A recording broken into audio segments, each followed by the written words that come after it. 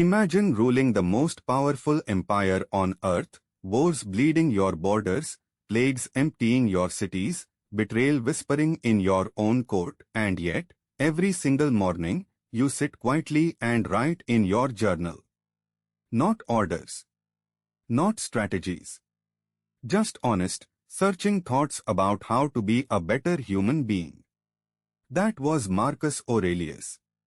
And somehow, he found peace. Marcus was a Stoic philosopher long before he was an emperor.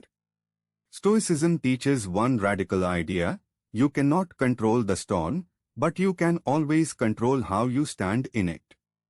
The ancient Stoics called this dichotomy of control, separating what is yours from what is not.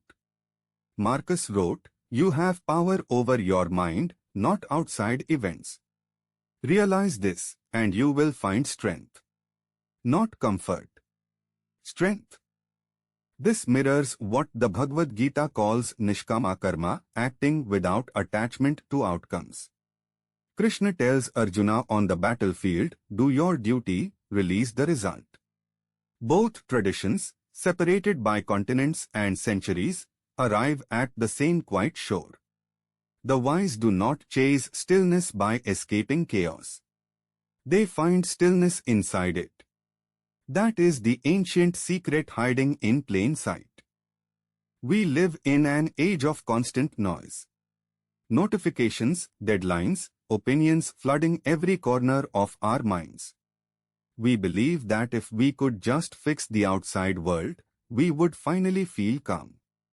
But Marcus ruled an empire, arguably the most chaotic outside world imaginable, and he never waited for peace to arrive. He cultivated it daily, like a gardener tending soil before the seed even falls. Marcus faced the Antonine Plague, which killed millions. He did not pretend it wasn't devastating. He grieved. But he returned, always, to what he could actually do. Modern psychology calls this response flexibility, the ability to pause between a trigger and your reaction. That pause is not weakness. That pause is where your freedom lies. Viktor Frankl discovered the same truth in far darker circumstances. Between stimulus and response, there is space. In that space is your power. Here is something Marcus understood that most of us forget: suffering is not the enemy of a meaningful life, resistance to suffering is. When we fight reality, we add a second layer of pain onto the first. A river does not rage against the rocks. It moves around them, quietly, persistently, finding its way forward. Marcus wrote, "The impediment to action advances action. What stands in the way becomes the way." The obstacle is not blocking your path. It is your path. Marcus also practiced memento mori, remembering that everything is temporary. Not as a dark thought, but as a liberating one. The Buddhists call this anicca, impermanence.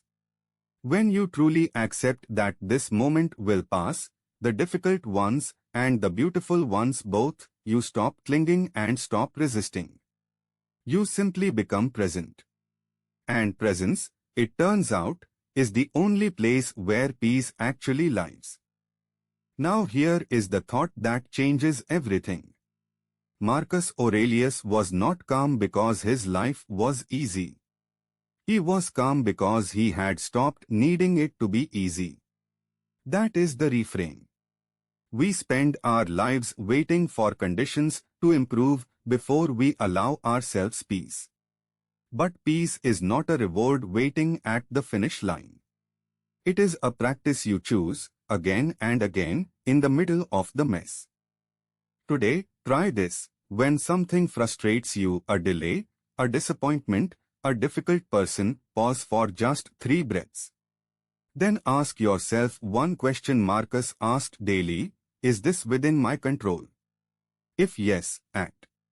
If no, release.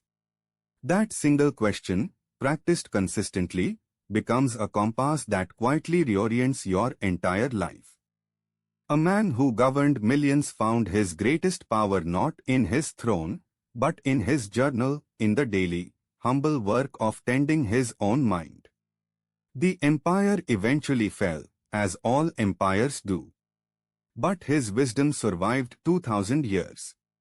Perhaps the most enduring thing we can build is not something outside us, but something within. Subscribe to LifeVeda for daily wisdom that transforms your life.